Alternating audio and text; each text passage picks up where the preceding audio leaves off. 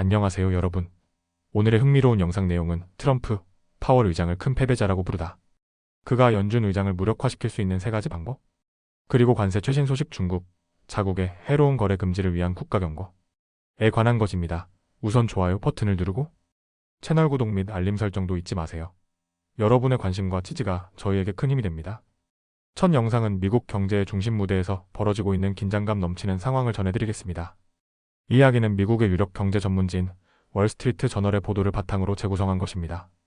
지금부터 말씀드릴 이야기는 단순한 말싸움이나 정치적 견해차를 넘어 미국 통화정책의 독립성과 법적 체계를 흔들 수 있는 문제로까지 이어지고 있습니다.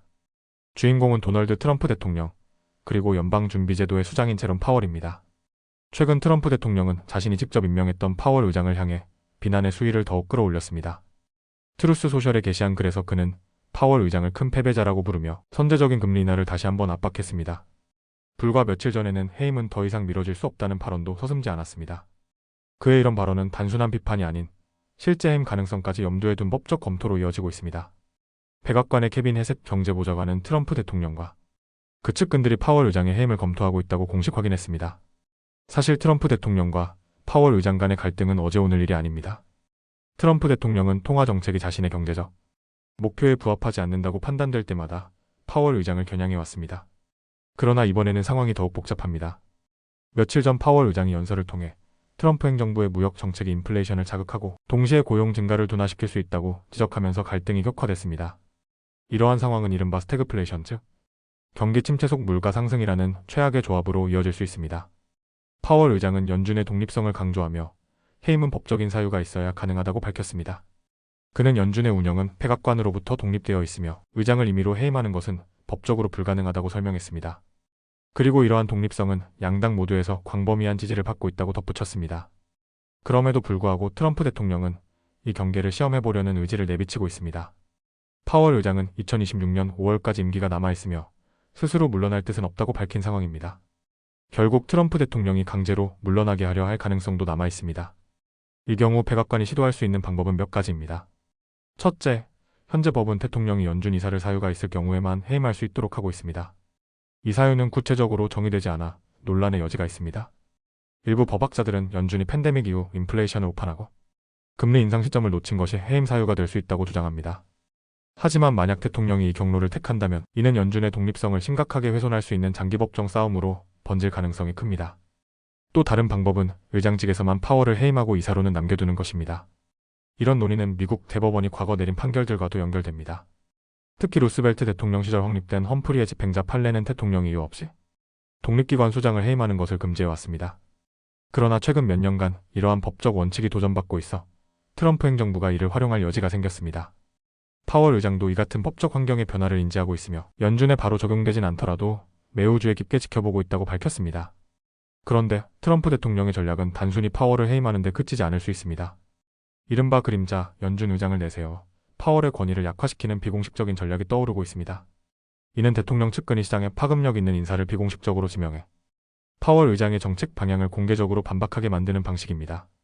이렇게 되면 시장에서는 기존 연준 수장의 정책 신뢰도가 떨어지고 통화 정책의 혼선이 불가피해집니다.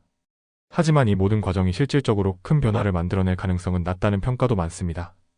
연준의 금리 결정은 파월 의장 단독이 아닌 12명의 위원이 참여하는 합의 과정으로 진행되기 때문입니다. 의장을 바꾼다고 해서 연준 전체의 정책 기조가 곧바로 달라지진 않는다는 것입니다. 국제투자사 핌코의 분석에 따르면 트럼프 대통령이 실제로 파월 의장을 해임할 가능성은 여전히 낮다고 보고 있습니다. 해임을 둘러싼 법적 다툼이나 시장 혼란이 행정부에 큰 부담으로 작용할 수 있기 때문입니다. 오히려 일부 전문가들은 트럼프 대통령이 파월을 남겨두는 것이 정치적으로 유리할 수 있다고 지적합니다. 경제 상황이 악화될 경우 파월을 책임 소재로 삼는 편리한 희생양으로 활용할 수 있기 때문입니다. 그러나 파월이 남는다고 해도 이번 논란은 연준의 독립성에 대한 신뢰를 약화시키는 장기적 손실을 초래할 수 있습니다.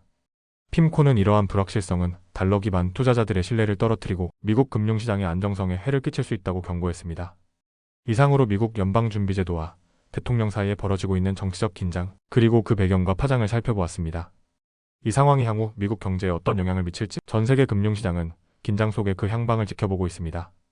다음 영상은 미국과 중국, 그리고 전 세계 주요 국가들을 중심으로 펼쳐지고 있는 관세, 전쟁의 최신 상황을 전해드립니다. 이번 소식은 월스트리트 저널의 보도를 바탕으로 재구성한 내용입니다. 현재 세계 무역 질서는 다시 한번 커다란 소용돌이 속에 들어가고 있습니다. 중국 정부는 미국과 무역 협상을 진행 중인 국가들을 향해 강한 경고 메시지를 보냈습니다. 핵심은 명확합니다.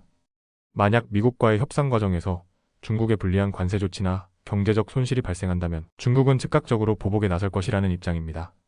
베이징 상무부는 월요일 성명을 통해 세계 각국이 미국과의 경제 마찰을 해소하려는 노력을 존중한다고 밝혔습니다. 하지만 그 과정에서 중국의 이익이 희생되는 어떠한 협정도 절대 용납하지 않겠다는 점을 분명히 했습니다.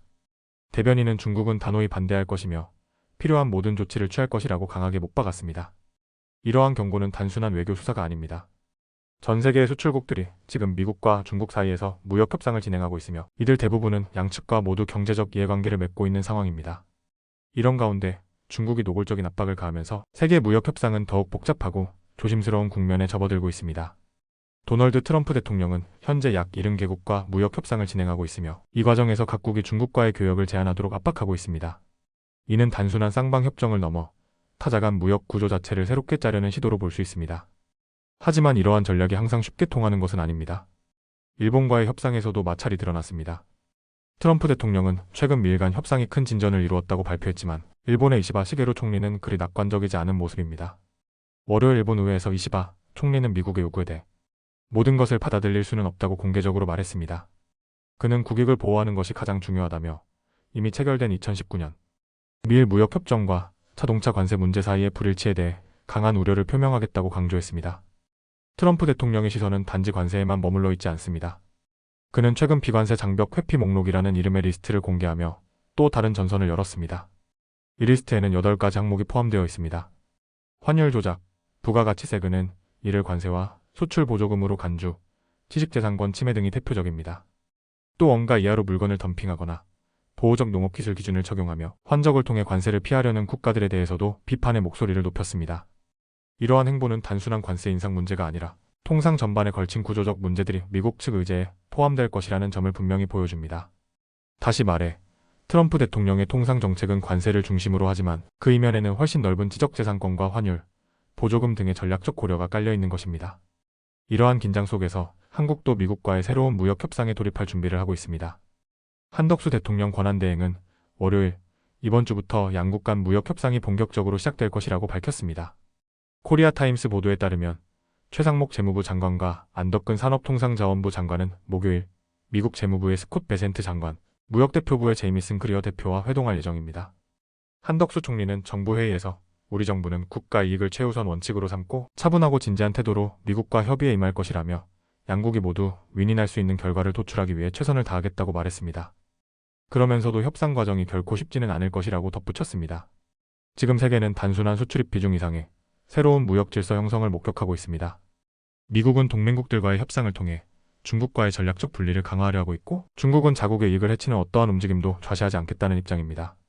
이러한 갈등은 단순한 무역 분쟁을 넘어서 글로벌 경제의 균형을 다시 짜는 중대한 전환점이 될 가능성이 큽니다.